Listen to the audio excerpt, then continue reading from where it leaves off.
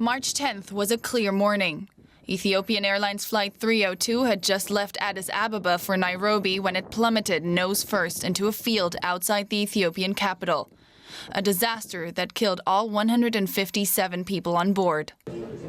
A preliminary report now rules out human error as the cause of the tragedy, suggesting the crew did everything in their power to avoid the crash. The crew performed all the procedures repeatedly provided by the manufacturer, but was not able to control the aircraft.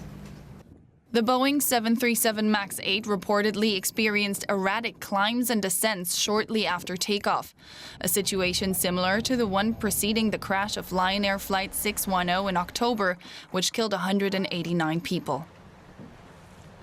There is very clear similarity with the Lion Air accident because, number one, it's the same airplane model, brand new. On the other hand, the duration of the flight is also almost similar. Our flight was 6 minutes, very short flight. Scrutiny has centered on an anti-stall system that has repeatedly given pilots problems. It's designed to automatically lower the aircraft's nose if it detects a stall or loss of airspeed. Anxious to win back public trust in its products, Boeing announced last week it had reprogrammed the software on the 737 MAX to stop the anti-stall system from triggering.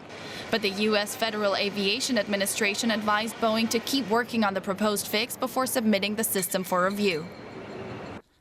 With its fastest-selling plane grounded, Boeing isn't only facing increasing reputational issues. Analysts say a lengthy delay could cut the company's revenues by billions.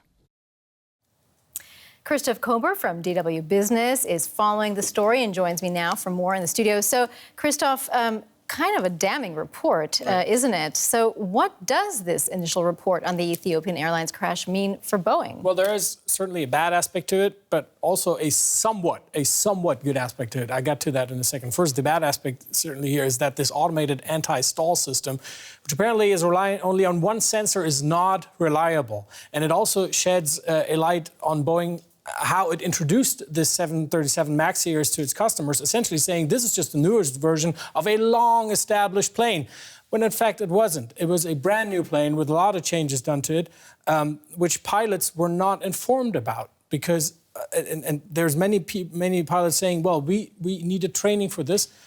Boeing could have offered training, but often didn't, because that would have meant extra cost to their customers, something that Boeing didn't want them to consider. The somewhat good aspect here is that engineers at Boeing now can almost entirely rule out that the cause of the second crash was a different one than the one in October, which means they are most likely not forced to conduct another thorough, time-consuming investigation on where this fault might have been.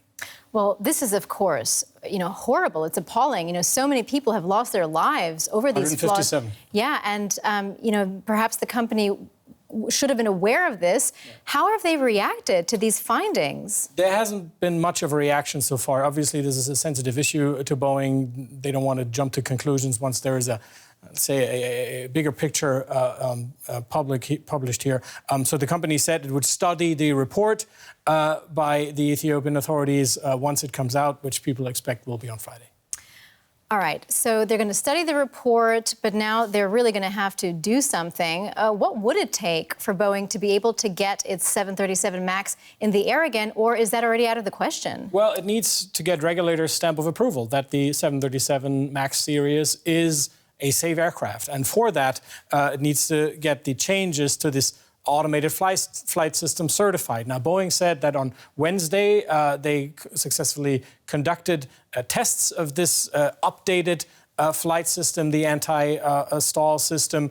Now, the Federal Aviation Administration needs to certify this update. However, it might be more difficult to get the thumbs up here than one might think, because the FAA just said on Wednesday it is forming an international team to not only review this automated anti-stall system and the update for it, but the safety of the 737 MAX series in general.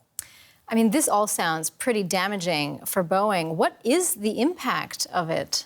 The impact is huge so far. I mean, these more than 300 737 MAX planes are grounded. They're not generating any revenues for the companies that own them. Now Boeing is preparing for possible claims of damages by these companies that say, all right, we're not earning any money with your jets, and this is your fault. Plus, the 737 MAX is Boeing's top-selling aircraft. There are about 5,000 have been ordered by companies, and they're really banking heavily on this jet. Now, if more airlines and more customers should lose faith in this aircraft, the damage would be even bigger. All right, DW's Christoph Ober, many thanks indeed.